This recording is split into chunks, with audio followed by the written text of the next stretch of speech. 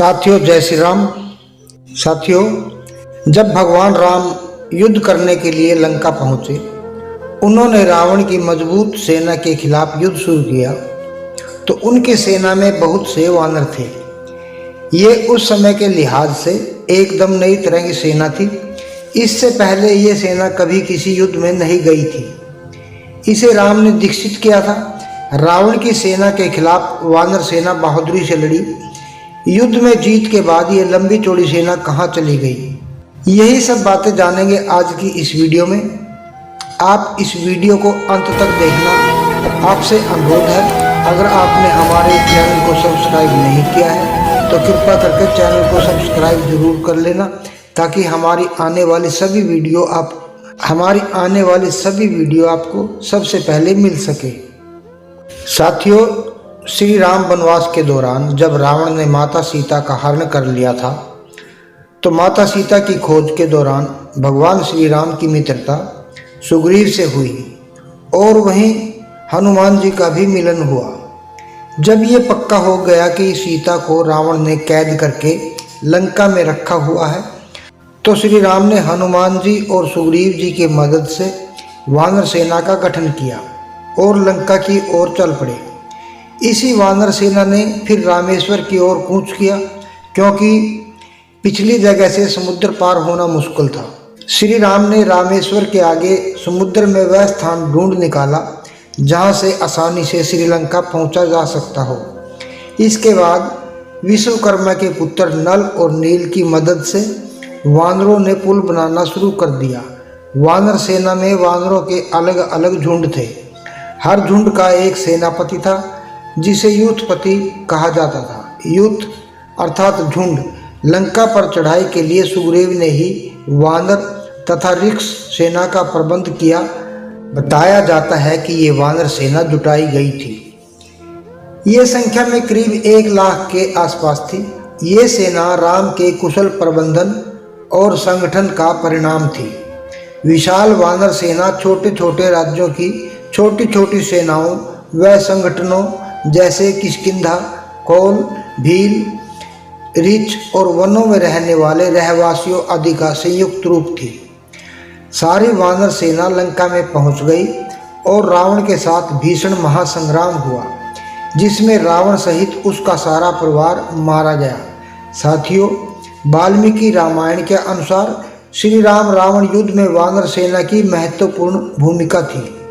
सवाल यह है कि जब श्री राम जी ने युद्ध जीत लिया, वह इसके बाद अयोध्या वापस आ गए, तो वानर सेना का क्या हुआ? इस वानर सेना का नेतृत्व करने वाले उस समय के महान योद्धा सुग्रीव और अंगद का क्या हुआ? साथियों, वाल्मीकि रामायण के उत्तरकांड से हमें एक प्रसंग मिलता है कि जब श्री राम जी ने रावण का वध कर दिया और माता सीता को वापस लाया गया, तब भगवान श्री राम ने माता सीता को अग्नि परीक्षा देने के लिए कहा। माता सीता ने अग्नि परीक्षा दी।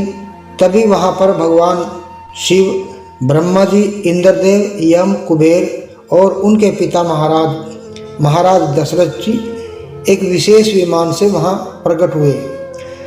दशरथ जी अपने पुत्र राम लक्ष्मण से क्यों मिलने आए हैं, यह हमने अपनी पिछली वीडियो में बताया था। इसका लिंक इस वीडियो की डिस्क्रिप्शन में है, आप देख लेना। तो इंद्रदेव जी ने कहा कि श्री राम जी, मैं बहुत प्रसन्न हूँ। मैं आपको वर के रूप में कुछ देना चाहता हूँ। आपकी जो इच्छा हो मांग लो। तब भगवान श्री राम ने कहा कि हे देव, यदि आप प्रसन्न हैं तो मैं आपसे एक प्रार्थना करूँगा और आशा करता हूँ कि आप मेरी उस प्रार्थना को जरूर सफल बनाएंगे। हे महेंद्र, मेरे लिए जो भी युद्ध में पराक्रम करके यमलोक चले गए हैं, वह सब नया जीवन पाकर उठ खड़े हो। मैं उन सब को प्रशंसित देखना चाहता हूँ। वह पराक्रमी थे, मेरे लिए उन्होंने जान की बाजी लगा दी। वे सब आपकी कृपा से पुनर्जीवित हो उठे, फिर मुझसे मिले। मैं यह वर चाहता हूँ। इंद्रदेव ने तथास्तु कहकर श्री राम जी का मान बढ़ाया। तब वे सब वानर इंद्रदेव की कृपा से ऐसे उठ खड़े हुए जैसे सोकर उठे हो। उनके शरीर में जितने भी घाव थे और जितने भी अंग भंग हुए थे, वे सब के सब वैसे ही हो गए जैसे पहले थे। लंका से लौटने के पश्चात भगवान श्री राम ने सुग्रीव को किष्किंधा का राजा बनाया, बाली के पुत्र अंगद को युवराज। इन दोनों ने मिलकर वहां कई सालों तक राज किया।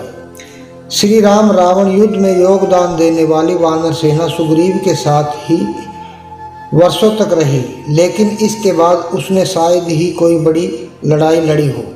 हालांकि इस वानर सेना में अहम पदों पर रहे सभी लोग किष्किंधा में अहम जिम्मेदारियों में जरूर रहे। वानर सेना में महत्वपूर्ण योगदान देने वाले नल नील कई वर्षों तक सुग्रीव के राज्य में मंत्री पद पर सुशोभित रहे।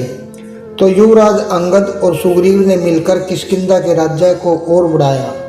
माना जाता है कि लंका विजय के बाद ये विशाल वानर सेना फिर अपने अपने राज्यों के अधीन हो गई, क्योंकि अयोध्या की राजसभा में राम ने राज्याभिषेक के बाद लंका और किष्किंधा आदि राज्यों को लंका के अधीन करने के प्रस्ताव को ठुकरा दिया था। ये वानर सेना राम के राज्याभिषेक में अयोध्या भी आई, फिर वापस लौट गई। श्री राम जी ने 11,000 वर्षों तक राज्य किया। जब भगवान श्री राम जी का वैकुंठ धाम लौट जाने का समय आया तो उन्होंने लीला रचाई, जिससे लक्ष्मण जी को भी मृत्यु दंड स्वरूप जल समाधि लेनी पड़ी। लक्ष्मण जी को जल समाधि क्यों लेनी पड़ी, इसकी जानकारी के लिए आप हमारी राम जी की जल समाधि नाम की वीडियो देख सकते हैं, जिसका लिंक डिस्क्रिप्शन में है। उसके बाद भगवान श्री राम ने भी जल समाधि लेने का निश्चय किया। तब उन्होंने अपने दोनों भाई भरत और शत्रुघ्न तथा अपने सभी मित्रों को बुलाया, जिसमें सुग्रीव, हनुमान जी व भीष्म जी के अतिरिक्त और जितने वानर सैनिक थे सभी को बुलवाया गया। तो सभी ने हाथ जोड़कर प्रार्थना की, प्रभु हम भी आपके साथ चलेंगे। तो भगवान श्री राम जी ने हाँ कर दी। श्री राम जी ने हनुमान व भीषण, जामवंत, नल और नील इनको चिरंजीवी बना दिया और कहा कि तुम प्रलय के अंत तक यही रहोगे। इसके बाद सुग्रीव ने अंगद को किष्किंधा का राज्य सौंप दिया और श्री राम ने लव और कुश को अयोध्या की बागडोर संभाल दी। और भरत और शत्रुघ्न ने भी अपने अपने पुत्रों को अपने अपने राज्य की बागडोर सौंप दी। इसके बाद जितने भी देवता जो वानर रूप में श्री राम जी की सहायता के लिए आए हुए थे, उन्होंने श्री राम जी और सुग्रीव जी के साथ जल समाधि लेकर वे सब अपने अपने धाम को चले गए। तो साथियों, यह थी कथा राम रावण युद्ध के बाद वानर सेना का क्या हुआ। आशा है यह जानकारी आपको जरूर पसंद आएगी। अगर पसंद आए तो एक लाइक जरूर कर देना, और चैनल को सब्सक्राइब नहीं किया हो तो कृपा करके चैनल को सब्सक्राइब जरूर कर लेना। मिलते हैं ऐसी ही एक और वीडियो में, तब तक के लिए जय श्री राम, जय माता की।